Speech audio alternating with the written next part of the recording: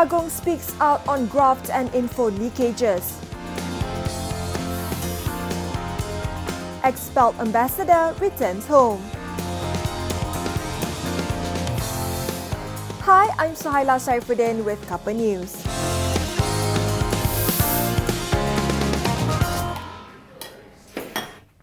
The young di-Pertuan Agong Sultan Muhammad V expressed displeasure at corrupt civil servants as well as those who leak government information.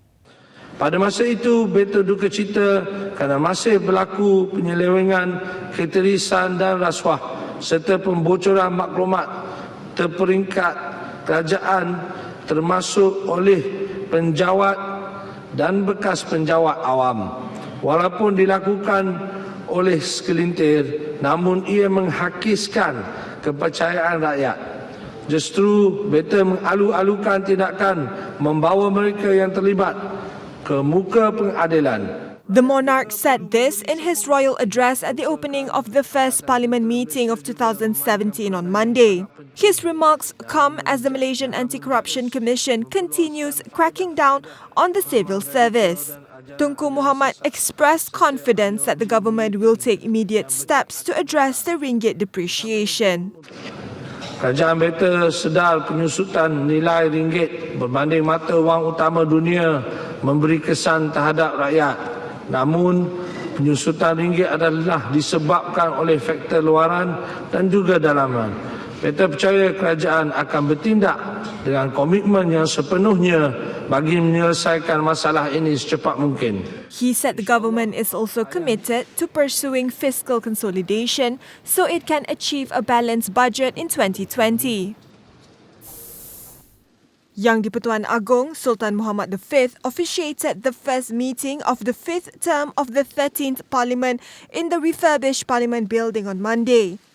His Majesty was welcomed by Prime Minister Datuk Seri Najib Tun Razak and his wife Datin Seri Rosmah Mansor and Deputy Prime Minister Datuk Seri Dr. Ahmad Zahid Hamidi.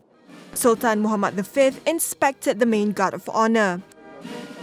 After the ceremony, His Majesty was escorted to Dewan Rakyat to deliver the royal address.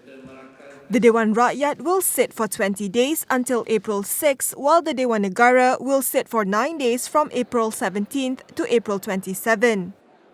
Malaysian leaders, including the Prime Minister Datuk Seri Najib Tun Razak, have said they will not allow North Korea to insult the sovereignty of the nation.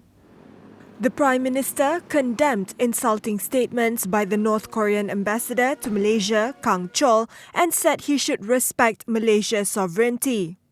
Kesan yang kita buat sebab atas soal prinsip, maknanya kita adalah sebuah negara yang berdaulat dan sesiapa yang dihantar ke Malaysia mestilah menghormati negara kita. Dan kalau dia buat tuduhan yang melulu, yang tidak berasas, maka dia sepatutnya meminta maaf dan menaik balik kenyataan tersebut. Tapi dia enggan berbuat demikian. Maka berdasarkan pada prinsip, kita telah ambil tindakan untuk isytihar dia sebagai persenanan negara.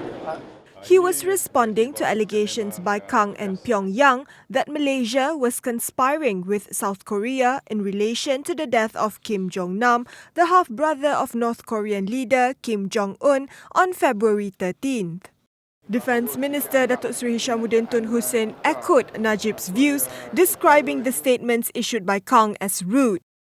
Kita membuat keputusan bersandarkan kepada kedaulatan negara kita dan saya percaya bahawa dunia tahu bahawa apa yang kita lakukan ini betul kerana negara-negara berdaulat yang lain pun yang telah pun merdeka. Saya percaya kalau mereka juga diletakkan dalam situasi kita akan membuat keputusan dan pendirian yang sama. On March 4th, Wisma Putra issued a statement declaring Kang as persona non grata or a person not appreciated and gave him 48 hours to leave the country. Expelled North Korean ambassador Kang Chol left Malaysia Monday evening on a Malaysian Airlines flight bound for Beijing, China. He arrived at KLIA with his wife in tow after leaving the North Korean embassy at 4 p.m. Kang Chol was escorted by some 15 policemen and trailed by a large number of journalists, both local and foreign. He was eventually led to a special lounge. Before leaving, Kang, through an interpreter, unleashed another salvo, expressing grave concern over the extreme measure taken by the Malaysian government and defended his earlier statements. On Saturday, Foreign Minister Datuk Seri Anifah Aman declared Kang as persona non grata, an unacceptable person, and ordered him to leave Malaysia. The expulsion of the ambassador follows the government's decision that effective March 6, North Korean citizens must apply for a visa to enter Malaysia. Kang had on February 18 accused Malaysia of a biased investigation into the murder of Kim Jong-nam and colluding with outside powers to defame North Korea. He repeated the allegations on February 20th. The North Korean embassy then reiterated the claims on February 22nd. Indonesian Siti Aisyah and Vietnamese Doan Thi Huong have since been charged with the murder of Jong Nam, whose body remains unclaimed at the hospital Kuala Lumpur morgue. Health Minister confirmed the post-mortem report on Kim Chol did not mention he died of a heart attack. Because the North Korean envoy has said that the man has a history of heart issues. No, that one. I think our forensic people have already informed, and we have excluded heart attack as the cause of death. So, right? So just to confirm that his medical history has no bearings on the autopsy finding. Is that correct? We don't know. This is what the North Korean delegate said, right? I don't know which person they are referring to. We are not even certain which person are referring to and which medical report they are referring to. We are saying that based on the autopsy findings, there was no heart attack. He was responding to the North Korean embassy's official spokesperson, Ri Tong-il, who claimed that Kim Chol died of a heart attack and was not poisoned. He said the main challenge in Kim Chol's case at the moment was to find the identification of the body and not the cause of the death. Dr. Subramaniam also stressed that the government was still waiting for the DNA to confirm the identification of the body.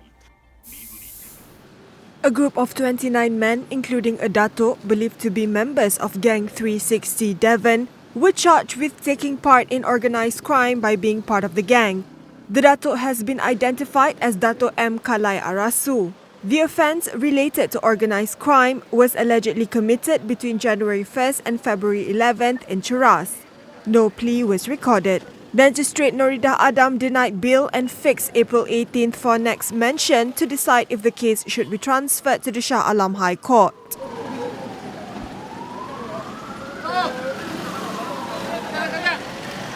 Rejected over the lack of money is not uncommon, but to be turned down over the lack of a toilet takes the cake. A video has gone viral on the internet in China showing a woman rejecting her boyfriend's proposal of marriage in the street, all because his home doesn't have a proper toilet. The Metropolis Express newspaper reported the man proposed to the woman in Nanning in the Guangxi region of southern China.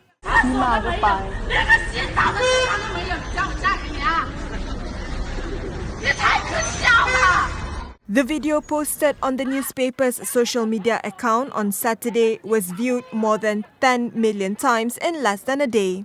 The man's public embarrassment touched on two serious issues in China: the large number of men unable to find a wife because of the gender imbalance on the mainland and the soaring cost of housing in many cities. The video has sparked fierce debate on mainland social media. Some criticized the woman, while others said she was right to emphasize practical considerations. A special prosecutor revealed that South Korea's President Park Geun-hye colluded with a friend Choi Soon-sil to receive bribes from the Samsung Group aimed at cementing Samsung chief J.Y. Lee's control of the company. 삼성그룹 부회장 이재용이 미래전략실 최지성 실장 등과 공모하여 자신의 경영권 승계 과정에서 도움을 받을 목적으로 회사 자금을 횡령하여 대통령과 최순실에게 뇌물을 공유하고 The Special Prosecutor's Office said the National Pension Service voted in favor of a merger of two Samsung Group affiliates in 2015 despite anticipating a $119.87 million loss. President Park, Choi and Lee have all denied wrongdoing while Samsung Group did not immediately comment but has in the past denied it ever paid bribes to Park. Park was impeached by Parliament in December after accusations she had colluded with her longtime friend Choi to pressure big businesses to donate to two foundations set up to back the president's policy initiatives. North Korea fired 4 ballistic missiles early Monday that flew approximately 1,000 kilometers, 3 of which landed in Japan's exclusive economic zone. これは北朝鮮が新たな段階の脅威であることを明確に示すものであります。安保理手筋に明確に違反するものであり、断じて容認できません。北朝鮮に対し、厳重に抗議を行うとともに、強く非難しました。The multiple missiles were launched from Tongchang-ri region near the north's border with China. Japanese officials said no reports of damage to shipping or aircraft had been received since the launches. The launch was the latest in a series of provocative tests by the reclusive state. North Korea had threatened to take strong retaliatory measures after South Korea and the United States began annual joint military drills on Wednesday that test their defensive readiness against possible aggression from the north. Hundreds took to the streets of Los Angeles to march and rally in honor of International Women's Day. The march featured activists, artists and poets. Demonstrators gathered in front of the Los Angeles Police Department headquarters and marched towards the City Hall. Organizers said by joining forces, voters have the power to push for change and fight to end violence against women and equal rights for all sexes, races and religions. International Women's Day falls on Wednesday, March 8th. And that's a wrap for Cuppa News. We'll leave you with a video of a young woman walking in the buff in a residential area in Petaling Jaya, which is making its rounds on the social media, and no one can explain her intentions.